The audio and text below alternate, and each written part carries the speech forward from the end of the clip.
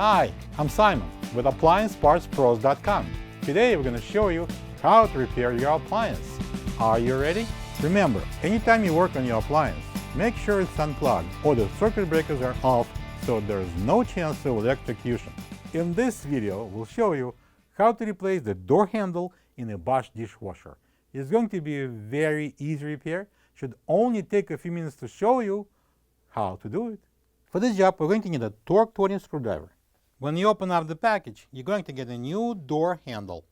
The door handle allows you to conveniently open and close the door. The main reason why it would need to be replaced is if it's bent out of shape and is no longer staying in place. Open the door. Using the Torx 20 screwdriver, take out 3 screws on each side of the door that holds the outer panel.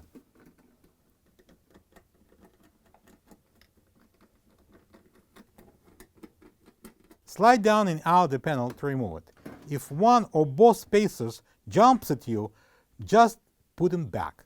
Now we need to remove the old handle from the door panel. Using the Torx 20 screwdriver, take out the 2 screws and the 2 washers one at a time. Remove the door handle and take off both end caps.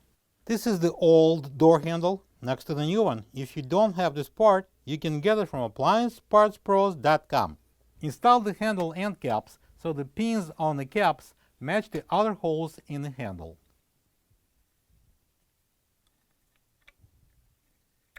Let's mount the new handle onto the outer door panel.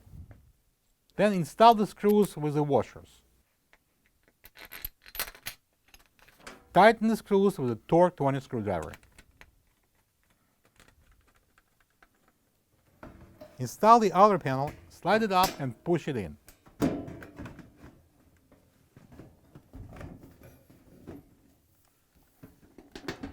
Secure to the 6 Torx 20 screws. And close the door.